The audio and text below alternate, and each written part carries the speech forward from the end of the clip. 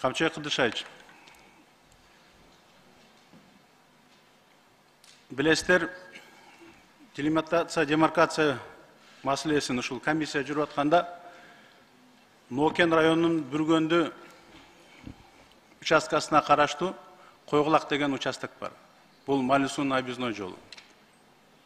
Мына ошол участокта bundan 1,5 ай мурун биздин кадастр чыгып, белгилерди коюп, отметкаларды коюп баштаган экен.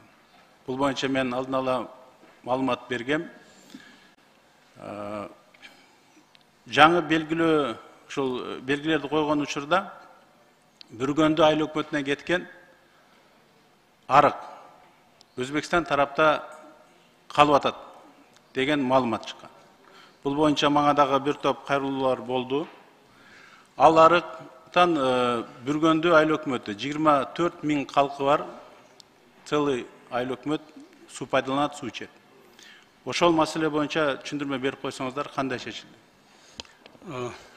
Урматтуу Талант Турдуматович, бул маселе, бул, то есть сиз айткан маселе бүгүн карап аткан ишке эчкане тиешеси жок.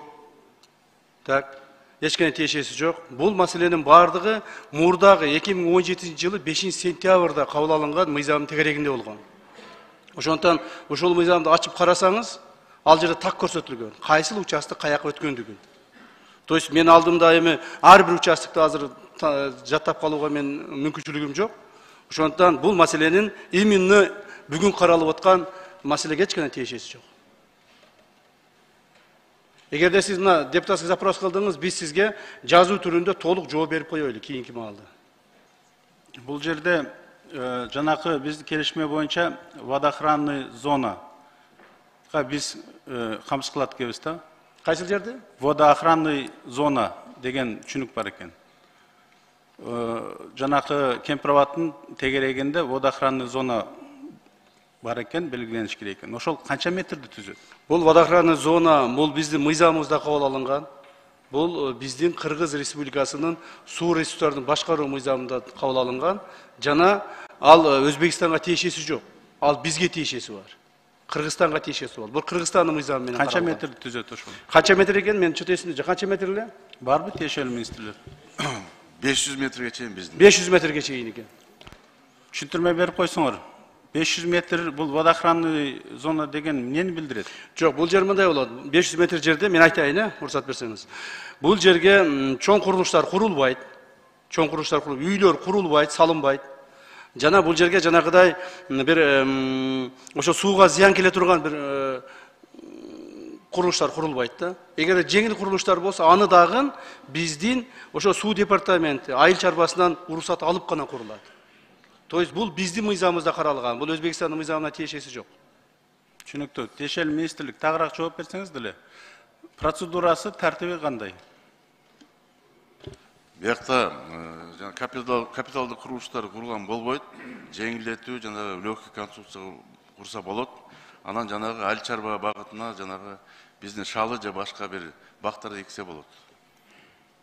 Ал эми үйлөр болгон болсочу буга чейин ал көчүрүүгө жатабы, жатпайбы? Мисалы үчүн азыр Кемпирабадтын жанакы 900 метр деп атасыңар, 900 отметкага түштү да.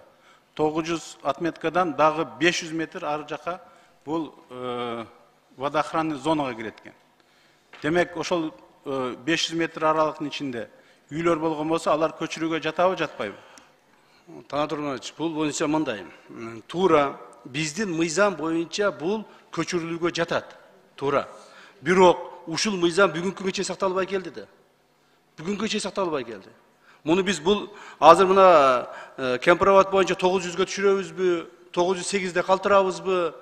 Бул мыйзамдын Кыргыз Республикасынын суу ресурстарын пайдалануу мыйзамын ушуга чейин ошо 500 метрдик аралыкты ушуга чейин сакталбай келген. Эми мындан аркысын өкмөт менен чогуу маселени чечсе болот. Же болбосо суу охранный зонанын жанагы 500 метрин азайтабызбы? Же болбосо ошол адамдарды көчүрүп чыгарабыз башка жака? Ал эми мыйзамдын аткарылышын камсыздаш керек да. Ал не обязательно бул мыйзамдарды азыркы 900'ду коюп аткан менен бул чектелбейт. Бул буга эч кандай тиешеси жок. Бул ушуга чейин эле жасалып келинген.